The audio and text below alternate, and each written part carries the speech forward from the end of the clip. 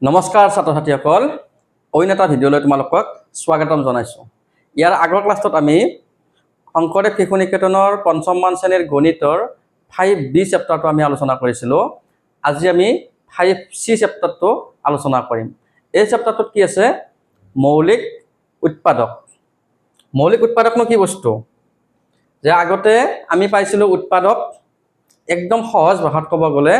আমি কিবা এটা সংখ্যাৰ উৎপাদক উলিয়াই লৈ সেই উৎপাদকবিলাকৰ ভিতৰত যিবিলাক মৌলিক সংখ্যা সেইবিলাককে আমি কি বুলি ক'ম? মৌলিক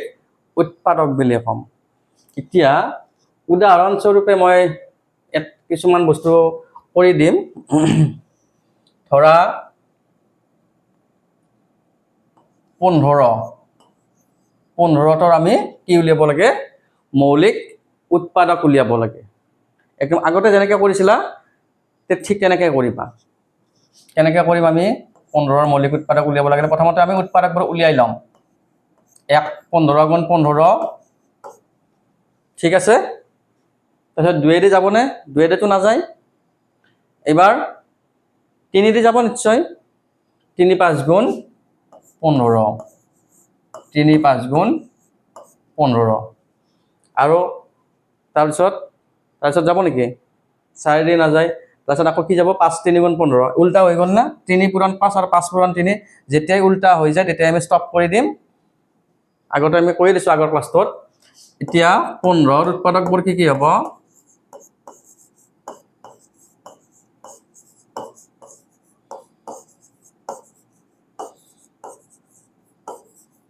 কি হ'ব? 1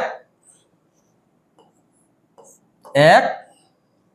3 5 আৰু 15। আমি কেইটা উৎপাদক পালোঁ? 1 3 5 আৰু 15। আমি 15ৰ উৎপাদক 4টা পালোঁ নে নাই? 4টা পালোঁ। এতিয়া এই 4টাৰ ভিতৰত এটাকে 15ৰ মৌলিক উৎপাদক কি হ'ব? ইয়াৰে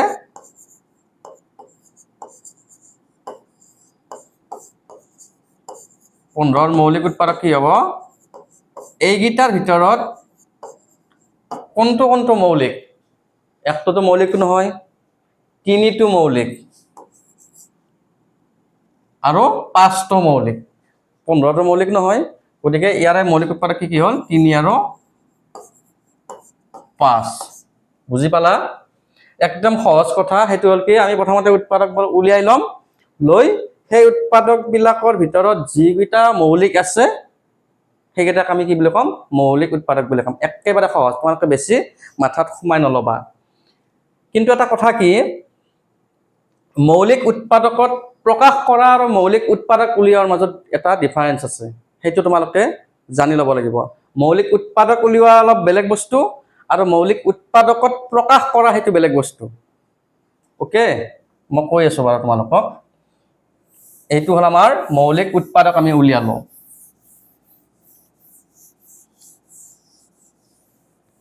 এতিয়া ধৰা 30টোকে আমি কি কৰিম? 30টোৰ আমি মৌলিক উৎপাদকো উলিয়াম। একফালে আমি কি কৰিম? চোৱা, একফালে আমি অকল মৌলিক উৎপাদক উলিয়াম, অকল মৌলিক উৎপাদক উলিয়াম।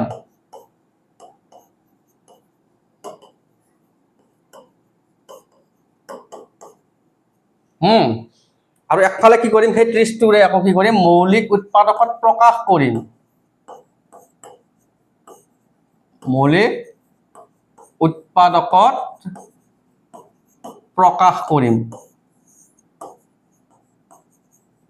প্ৰকাশ কৰা। একেটা সংখ্যাই কি কি বেলেগ বেলেগ ডিফাৰেঞ্চ আছে সেইটো তোমালোকক মই অলপমান তাৰমানে বুজাই দিব খুজিছোঁ। ধৰা হ'ল এইটো 30 আৰু এইটো 30।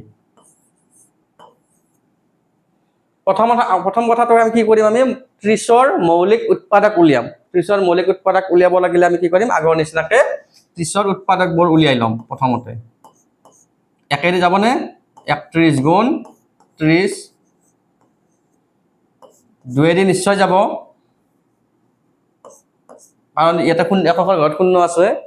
2 দি কেইবাৰ যাব? 2 15 গুণ 30 তোমালোকে নেওতাখন মুখস্থ কৰিব দিছে ন মই 20 লৈকে সেইকাৰণে ইয়াতে এপ্লাই হ'ব তাৰপিছত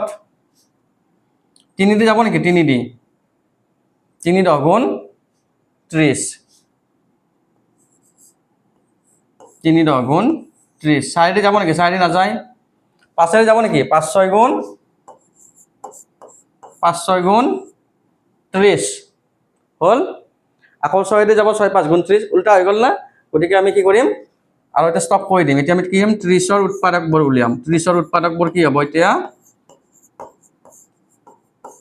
30 ৰ উৎপাদক কি হ'ব 1 2 3 5 6 10 15 আৰু 30 1 2 3 5 6 10 15 আৰু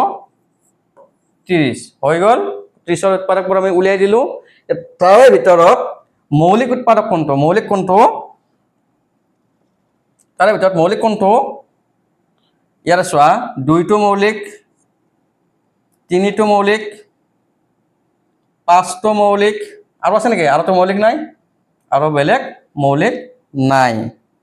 গতিকে এতেকে 30 ৰ মৌলিক উৎপাদক কি হ'ব 30 ৰ মৌলিক উৎপাদক কি হ'ব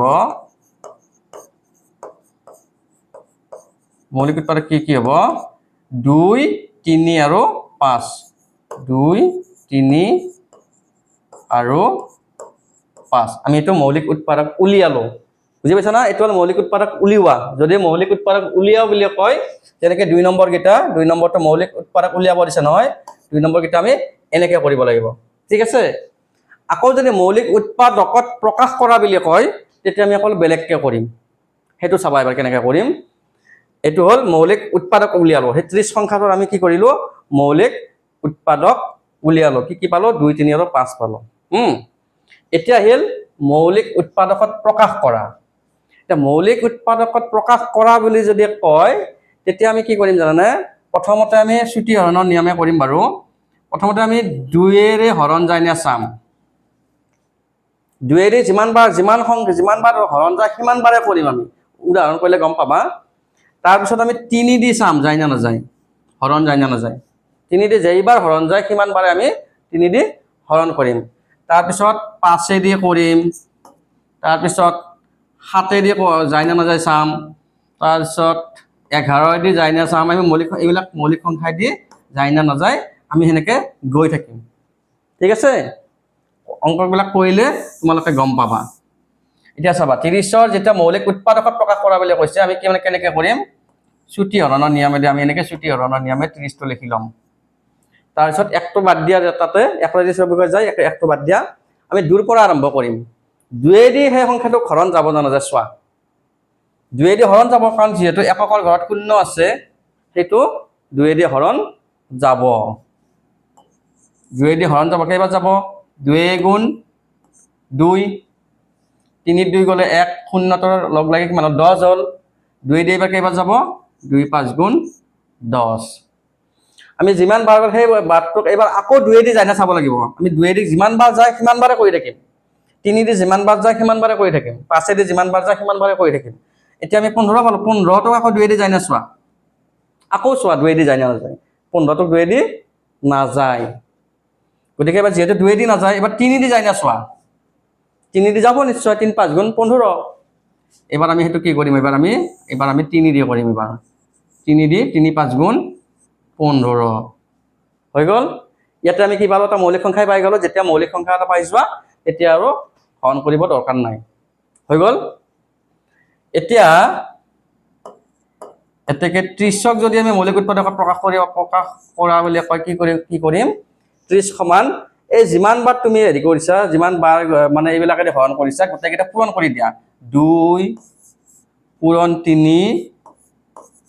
পূৰণ 5 এয়াকে আমি যেতিয়া আমি যেতিয়া এটা কোনো এটা সংখ্যাক মৌলিক সংখ্যাবিলাকৰ পূৰণ হিচাপে যেতিয়া আমি প্ৰকাশ কৰিব পাৰিম তাকে আমি কি বুলি কম মৌলিক উৎপাদকত প্ৰকাশ কৰা বুলি কম এই দুটাৰ কিন্তু এটা ডিফাৰেন্স তোমালোকে গম পাব লাগিব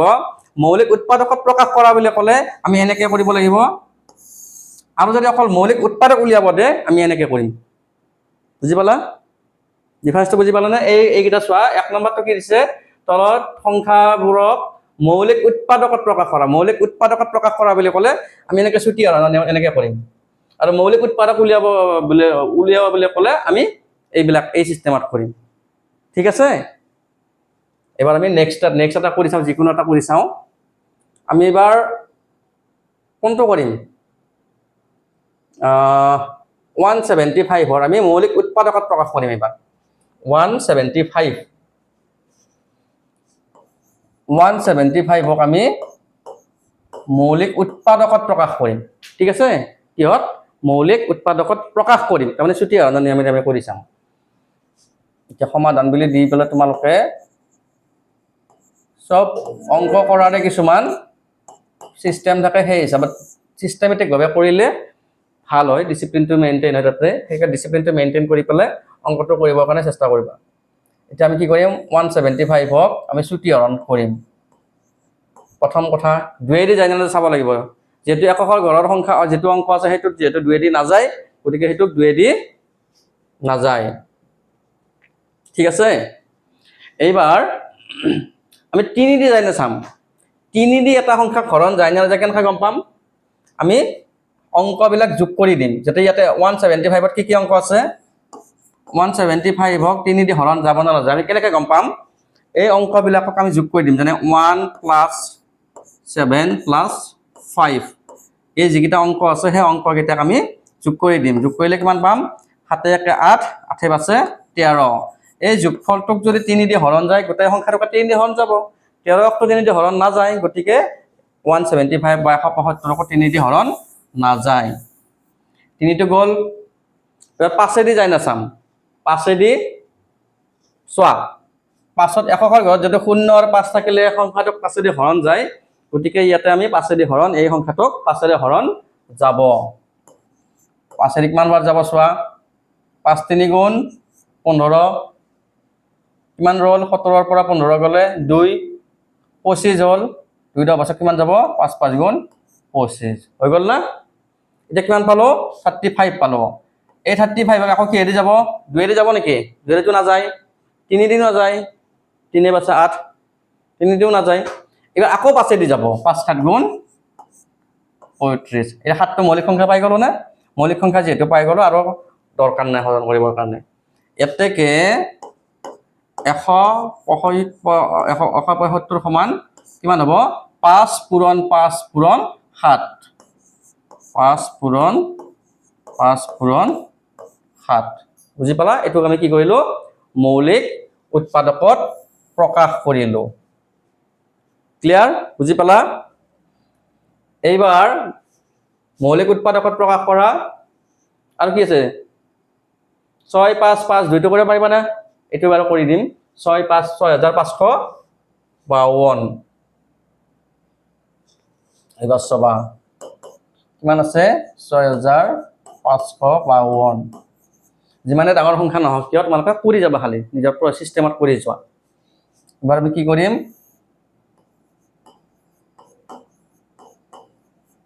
এনেকৈ দিলো প্ৰথমতে চোৱা 2 দি হৰণ যাব না যায় 2 দি হৰণ যাব এককত 2 আছে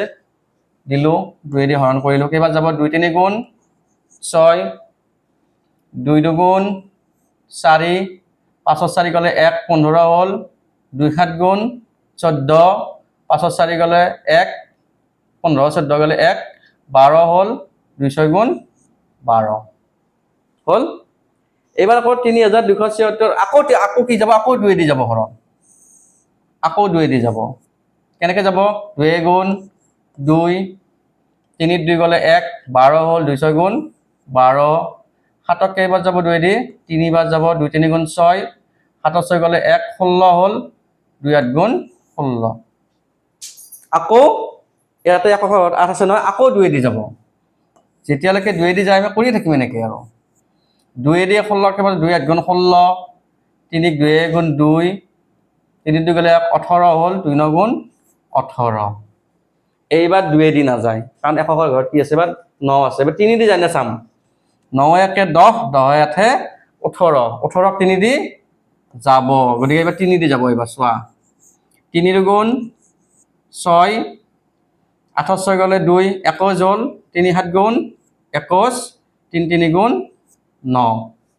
এইবাৰ তোমালোকে চোৱা আকৌ 3 দি জানে চোৱা 7 3 10 10 2 12 আকৌ 3 দি যাব 2 ৰেটো নাযায় যেদি আকৌ 3 আছে এবাৰ আকৌ কি ৰে যাব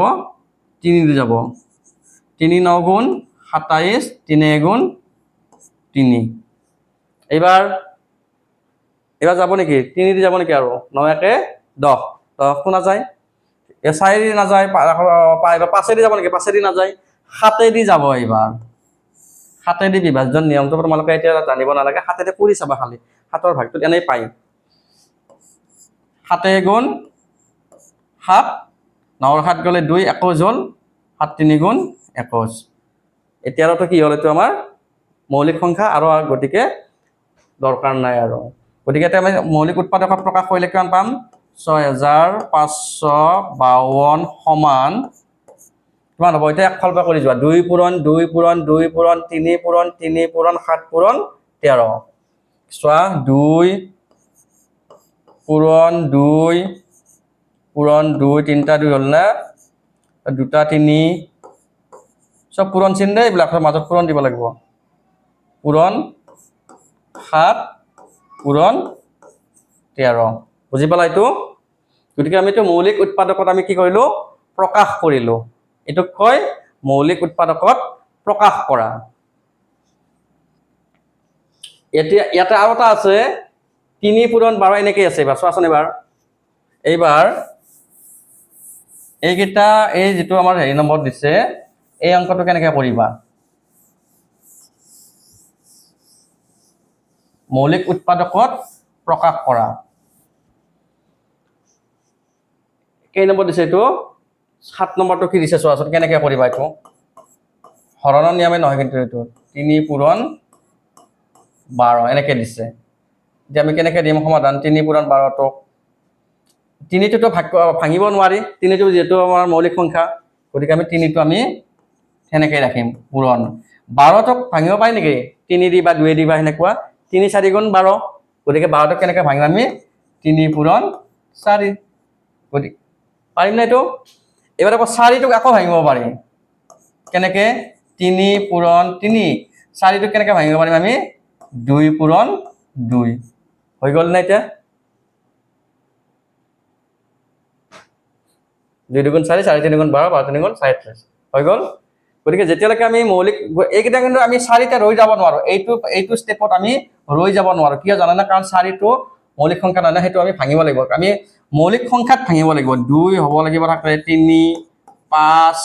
7 11 এইবিলাকৰ পূৰণফল হিচাপে আমি প্ৰকাশ কৰিব পাৰিব লাগিব তাতে বেলেগ যৌগিক সংখ্যা থাকিব নোৱাৰে মৌলিক উৎপাদকত প্ৰকাশ কৰা বুলি ক'লে ক্লিয়াৰ ঠিক তেনেকৈ 5 পূৰণ 12 পূৰণ 9 টো পাৰিবা এইটো এটা আছে কি 5 পূৰণ 12 পূৰণ 9 এতিয়া চোৱা আমি কেনেকৈ কৰিম 5 টো এইটো মৌলিক সংখ্যা এইটো কৰিবই নালাগে এতিয়া 12 টো কেনেকৈ কৰিব পাৰি 3 পূৰণ 4 3 4 গুণ 12 এনেকৈ ভাঙিব পাৰি তুমি নিজৰ ইচ্ছামতে ভাঙিব পাৰা 2 পূৰণ 6 এনেকৈ ভাঙিব পাৰা 3 পূৰণ 4 সেই হিচাপত ভাঙিলে 12 আমি কেনেকৈ ভাঙিম 2 6 2 3 4 গুণ 12 আৰু 9 টো কেনেকৈ ভাঙিম 3 3 গুণ 9 হ'ল এতিয়া আমি আকৌ 4 টো আছে না 4 টোকো ভাঙি দিম 5 পূৰণ 3 পূৰণ এই 4 টোক ভাঙি দিম 2 পূৰণ 2 কৰি দিম 2 গুণ 4 বাকিখিনি একেই থাকিব ঠিক আছে তোমালোকে তো সজায়ও দিব পাৰা একেলগে এনেকৈ নিলিখি পেলাই এনেকৈ দিব পাৰা যে মই প্ৰথমতে 2 খিনি লিখিম আগত তাৰপিছত 3 খিনি লিখিম একে কথা ন তোমালোকে এনেকৈ দিব পাৰা 2 দুটা আগত দিব পাৰা তাৰপিছত 3 তিনিটা হ'ল না 3 পূৰণ 3 পূৰণ 3 পূৰণ 5 এটা হ'ল এনেকৈ দিব পাৰা এইটো লাইনো দিব পাৰা নতুবা এইটো লাইনটো এনসাৰটো ৰাখি দিব পাৰা তোমালোকৰ এইটো নিজৰ কথা গতিকে ইয়াতে আৰু বৰ বেছি জানিবলগীয়া সিমান এটা নাই মৌলিক উৎপাদক উলিওৱা আৰু মৌলিক উৎপাদকত প্ৰকাশ কৰা মৌলিক উৎপাদকত প্ৰকাশ কৰা বুলি ক'লে আমি এনেকৈ ছুটি হৰণৰ নিয়মে কৰিম নতুবা এনেকৈ ভাঙি ভাঙি আমি কৰিব পাৰো ছুটি হৰণৰ নিয়মে কৰিলে বেছি সহজ হ'ব কিজানি তোমালোকৰ এইটো হ'ল মৌলিক উৎপাদকত প্ৰকাশ কৰা তাত মৌলিক উৎপাদক উলিওৱা মই ইতিমধ্যে দিলোৱে সেইবিলাক উৎপাদকবিলাক উলিয়াই ল'বা লৈ সেইটোক আমি কি কৰিম মৌলিক উৎপাদক আমি তাৰ পৰা বাছি উলিয়াম এতিয়া 3 নম্বৰটো দিছে পূৰ্ণ উৎপাদক দে পূৰ্ণ উৎপাদক বা মৌলিক উৎপাদক একেটাই মৌলিক উৎপাদকক আমি পূৰ্ণ উৎপাদকত প্ৰকাশ কৰা বুলি কওঁ পূৰ্ণ উৎপাদকত প্ৰকাশ কৰি আটাইতকৈ সৰু মৌলিক উৎপাদকটো লিখা এতিয়া চোৱা আটাইতকৈ সৰু মৌলিক উৎপাদকটো লিখা কেনেকৈ কৰিম আমি প্ৰথমতে এনেকুৱা অংকবিলাক আমি ধৰা হ'ল 30ৰ কথাটো ক'লো এই অংকটোকে ক'লো 30ক পূৰ্ণ উৎপাদকত প্ৰকাশ কৰি বা মৌলিক উৎপাদকত প্ৰকাশ কৰি আটাইতকৈ সৰু মৌলিক সংখ্যাটো লিখা এটা 30ক আমি মৌলিক উৎপাদক উলিয়াওঁতে আমি কি পালো 2 3 5 এনেকৈ পূৰণ পালো না নাই তাৰে ভিতৰত যেটো সবতকৈ সৰু হেইটো হ'ব সবতকৈ সৰু মৌলিক সংখ্যা হেইটো উলিয়াব দিছে হেইটো হিচাপত ইয়াৰ সবতকৈ সৰু মৌলিক সংখ্যা কোনটো হ'ব 2 টো হ'ব হয় না নহয় ইয়াৰে হিচাপত 2 হ'ব আৰু এইটোৰ হিচাপত যদি সবতকৈ এইটোটো 2 হ'ব এইটোত সবতকৈ সৰু মৌলিক সংখ্যা মৌলিক উৎপাদক কোনটো হ'ব এইটোত 5 পূৰণ 7 ইয়াতে এনেকৈ আছে নহয় আমি এনেকৈ পালো এইটো অংকত যদি কয় সবতকৈ সৰু মৌলিক উৎপাদকটো উলিওৱা তেতিয়াহ'লে ইয়াতকে কি হ'ব সবতকৈ সৰু মৌলিক সংখ্যাটো ইয়াতে 5 হ'ব হয় না নহয় যেটো 5 আৰু 7 আছে বুজি পালা গতিকে এই চেপ্টাৰটোত বহুত বিশেষ টান নহয় খালি আমি এটা কথা জানিব লাগিব মৌলিক উৎপাদকত প্ৰকাশ কৰা আৰু মৌলিক উৎপাদক উলিওৱাৰ মাজত যেটো পাৰ্থক্য 4 নম্বৰ আছে 4 নম্বৰটোত কি দি আছে ইয়াতে কিছুমান খালি ঠাই আছে সেই খালি ঠাইবিলাক উলিয়াবৰ কাৰণে আমি কি কৰিম তাৰে সেই সংখ্যাবিলাকক মৌলিক উৎপাদকত প্ৰকাশ কৰিম যেনেকৈ এটা 16 আছে ইয়াতে 16 আছে 16 সমান 2 পূৰণ 2 পূৰণ ইয়াতে খালি ঠাইটো বহাব দিছে নহয় আমি 16টোক আমি মৌলিক উৎপাদকত প্ৰকাশ কৰি লম ললে কোনটো হ'ব তাতে আমি কৰিব পাৰিম উদাহৰণস্বৰূপে মই বাৰু এটা কৰি দিছো 16টো আমি মৌলিক উৎপাদকত প্ৰকাশ কৰিম 16টো হা ইয়াতে যেটো 16 আছে হা 16 আছে যেটো এতে আমি মৌলিক উৎপাদকত প্ৰকাশ কৰি লম